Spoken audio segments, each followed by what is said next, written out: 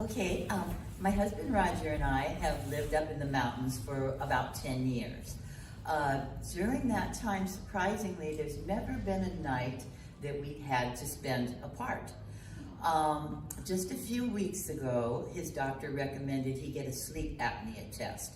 So he had to go overnight and go to a sleep study where he would be spending the night. So he left him about 5 o'clock that afternoon, and I was feeling a lot more anxiety than I expected to feel. And he was saying, I'm really sorry I have to go, but I have to get this taken care of, and I'll be back tomorrow afternoon. So I said, okay, no problem. And I was trying to be brave and not show how nervous I really was. So then he left, and I just waved goodbye from the balcony, and I saw the storm. There was a storm coming in. A lot of black clouds, and I started hearing thunder and saw a few flashes of lightning, and then the wind was really picking up. Well, I've always been terrified of thunderstorms, so I was really nervous, and I decided I'd go ahead and walk all over the property, make sure everything was secured, everything was locked and closed up for the night. So I did that. Then I went in the house, and I was still feeling a lot of anxiety. I kept telling myself, that's ridiculous. You shouldn't be scared. You're a grown woman. Just because you're by yourself is no reason to be scared. So I kept giving myself a pep talk. And I went in and checked all the windows, checked the doors, made sure everything was secure for the night. Then I went in and decided I was gonna fix something for dinner. So I fixed a bowl of tomato soup and a grilled cheese sandwich because that's the ultimate comfort food. So I was badly in need of comfort at this point. So then the rain really started. It was pouring, just thunder and lightning, and you could feel the whole house shaking with the wind. And I just kept getting more and more afraid. So then I thought, well, while I'm eating, let me scroll through Facebook, and that'll give me some company. Maybe I'll feel better. So as I was looking through it, one of the first things I saw was one of the neighbors who lived they lived maybe a half a mile away, and they'd been the victims of a home invasion robbery. They'd been tied up. 2 men had come into their house, tied them up. They'd never seen the men before. Then they went through all their possessions. They took the things they wanted. They made threats, told, don't tell anybody we were here. And they were tied up until the next day. They heard the mailman coming, and when they did, they started yelling. So he called the police. The police came, found out what had happened. Well, that had just happened a couple of days ago. So one thing I'm even more afraid of than thunderstorms is home invasions. So now I was really on edge. So I washed the dishes, went into the living room, decided to try to watch TV for a little while. So I went in and was flipping through the channels trying to find something, and I finally found an old Magnum, and I thought, well, between Tom Selleck and Hawaii, this is going to calm me down. So I started watching Magnum, and all of a sudden I heard glass breaking. I heard a crash, and then I heard glass shattering. And I went, oh my God, somebody's breaking into the house.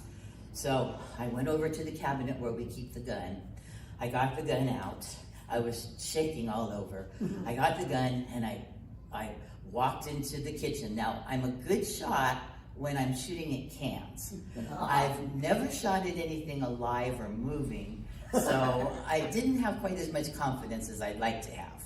But I still went in. I had my stance, just like Charlie's Angels, had my gun straight out in front of me, and walked into the kitchen, ready to shoot whoever had broken in.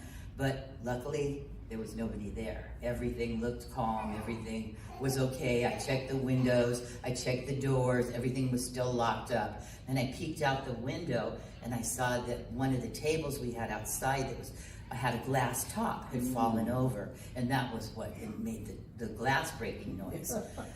So I went back in. I was feeling kind of like an idiot. I put the gun down, put the gun back away, and decided to still watch a little more television. Now the storm was just really bad. I could barely hear the television because the storm was so loud. And then all of a sudden, the screen went blank. The storm had taken out the electricity. So now the whole house was totally blank, was totally black, and I was more terrified than ever.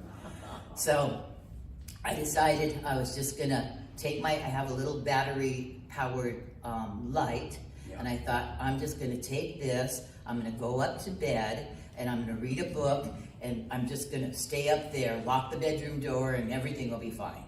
So that's what I did.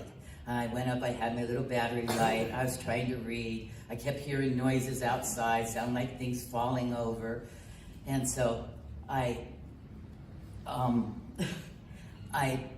decided that I couldn't concentrate on the book. So for a while, I just put the covers over my head, and I just laid in bed just terrified. I couldn't do anything else. And then I heard a little whimper under the bed.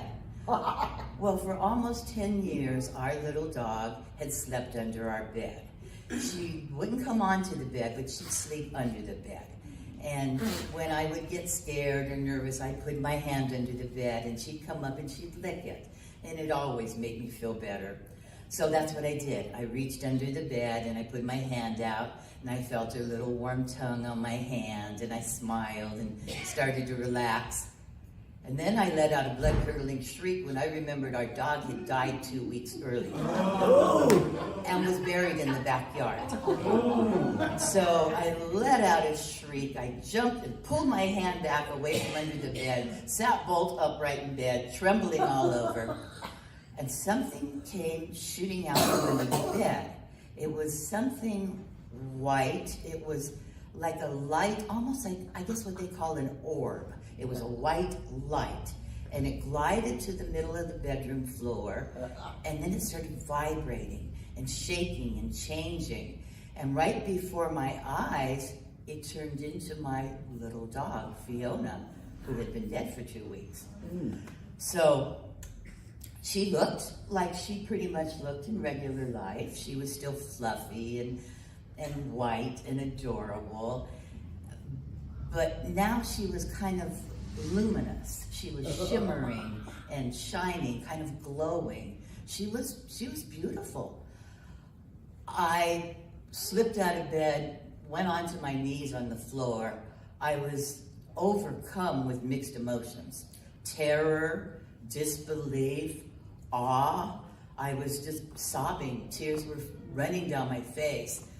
And I put my hands out to my little dog, and she ran to me. She ran to me. She jumped up on me like she always did. She put her little paws on my shoulders, and then she began to lick my tears off of my face. The second I felt her licking my tears off my face, all my fear was gone. I felt the most intense love and peace that I had ever felt in my life.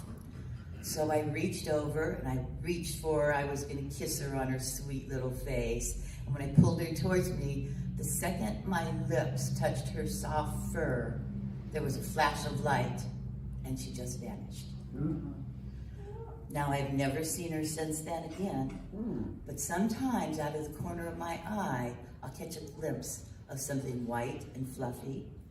And sometimes when I'm washing the dishes or sitting on the couch, I'll feel something go against my legs, something soft when there's nothing there. And last night, I'm sure I heard the click of her little nails on our hardwood floor in our bedroom. So I haven't seen her, but I know she's still there.